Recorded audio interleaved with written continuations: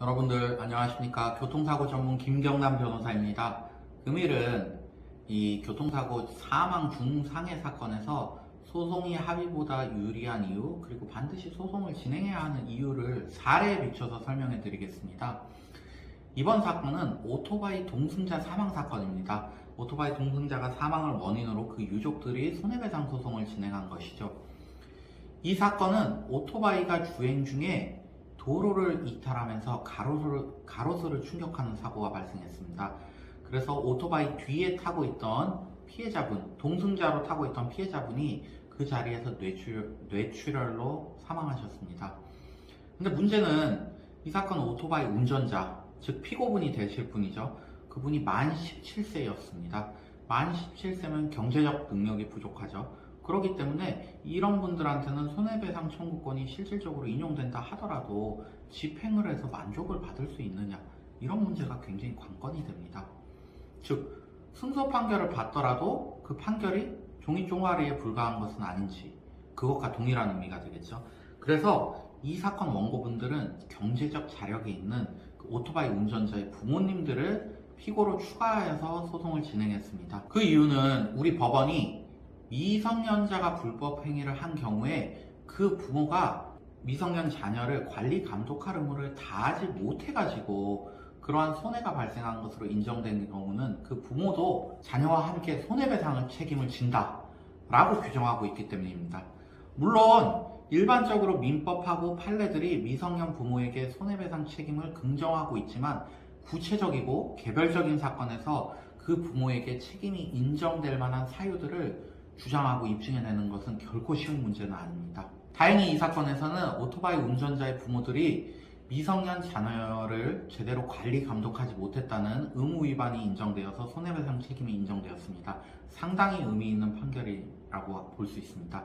우선 판결의 기초가 되는 사실관계를 보겠습니다. 가해 운전자분이죠. 만 17세. 이분하고 피해자분하고는 오토바이 앞뒤 자리에 타고 가고 있었고요. 당시 시각은 밤 10시였습니다. 그리고 오토바이는 무등록 오토바이였습니다. 그 가해자분은 피해자분을 태우고 좌로 굽은 커브길을 돌다가 이 도로를 이탈했습니다. 즉 오토바이가 넘어진 거죠. 그럼으로써 가로수를 충격했고 오토바이가 도로상 쓰러짐에 인해서 피해자분은 뇌출혈을 입고 그 자리에서 사망하셨습니다. 이 사건의 핵심 쟁점으로는 과연 오토바이 운전자의 부모님들이 손해배상 책임을 지는가, 그리고 호의동승에 기초한 과실상계가 적용되는가가 다루어졌습니다. 먼저 재판부는 아래와 같은 사정들을 종합해가지고 가해 운전자 부모님들에게 손해배상 책임이 존재한다고 봤습니다. 첫 번째로 가해 운전자가 중학교 때부터 평소 오토바이를 즐겨 탔기 때문에 이런 위험한 것을 그 부모님들이 막아야 하지는 않겠느냐라고 본 것이죠. 두 번째로 가해 운전자가 또 이 사건 얼마 이전에 원동기 장치 자전거 면허를 취득했습니다. 사실 이 면허는 오토바이를 타기 위해서 취득한 것인데, 그렇다 그러면 가해자의 부모님들은 미리 이런 사실을 알고 주의를 줬어야 되는 거 아니냐, 그렇게 본 것이죠. 세 번째로 가해 운전자가 그 부모님들과 동거를 하고 있고, 특히나 학생으로서 별다른 수입이 없이 경제적으로 부모님에게 전적으로 의존하고 있다는 사실이죠. 이렇게 경제적으로 의존하고 있는 경우에는 더 구체적으로 이렇게 관리 감독을 받는 빈도가 늘어나겠죠. 마지막으로 가해 운전자의 아버님이 평소 아들이 오토바이 타고 있었다는 사실을 알고 있던 것으로 보이니까 무면허인 아들로 하여금 오토바이 못 운전하게 하고, 운전하게 하더라도 안전하게 운전할 것을 충분히 교육해야 되는데 그런 점을 해태했다고 본 것이죠. 결국 가해 운전자의 부모님들이 아들로 하여금 안전하게 오토바이 운전하게 할 것을 제대로 관리 감독하지 못했다는 이유로 더불어서 손해배상 책임을 부담하게 됐습니다. 두 번째로 호의동승에 기초한 과실상계와 관련해서는 이 사건에서 적용이 되지 않았습니다. 여러분들, 호의동승이 무엇이냐? 내가 운전자로서 누군가한테 돈을 받지 않고 이 사람을 태우고, 이 사람 역시도 나한테 돈을 지급하지 않고 우리 둘이 가까운 사이 또는 특별하게 호의 관계에서 무료로 탑승을 켜주는 것입니다. 이러한 경우에는 법원이 감액을 시킵니다. 왜냐? 서로 간의 호의로 이 사람은 내가 운전한다는 것도 알고 있었고 나한테 혜택을 본다는 것도 알고 차에 탄 사람이죠. 그런데 교통사고가 나서 이 사람이 다쳤는데, 이런 경우에 내가 아무도 모르는 남을 때려박아서 다치게 한 경우와 동일하게 볼 수 있겠느냐. 이 사람은 나하고 특별한 관계에 따라서 차에 탑승하게 됐고 나한테 호의를 받은 사람 아니냐. 그 경우에는 10%에서 30% 정도 손해배상 책임액을 경감해주고 있습니다. 그런데 이 사건에서는 호의동승에 기초한 과실상계가 적용되지 않았습니다. 피해자가 일회적으로 가해 운전자의 이륜차에 탑승했다는 점에 비추어 보면 달리 호의동승에 의한 과실상계를 적용할 이유가 없다는 것이었죠. 다만 호의동승에 의한 감액은 이루어지지 않았지만 피해자가 탑승 시에 이 가해 운전자의 무면허 사실을 알고 있었고 또 이 안전모를 착용하지 않았다는 점을 감안해서 가해 운전자 측의 과실을 80%, 피해 운전자 측의 과실을 20%로 본 것이죠. 그러면 총 피해자 측에서는 80%를 배상받게 되는 결과가 발생하죠.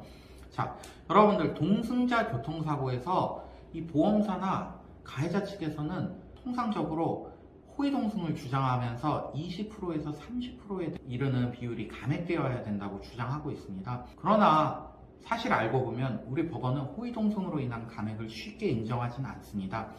특히 일회적인 운전의 경우에는 형제, 자매나 친척끼리 같이 호의동승했다 하더라도 책임 감경을 잘 인정하지 않는 추세인데요. 일례로 추석 명절에 큰 집을 가기 위해서 형제들이 함께 차를 타고 고향을 방문하는 과정에서 사고가 난 것이죠.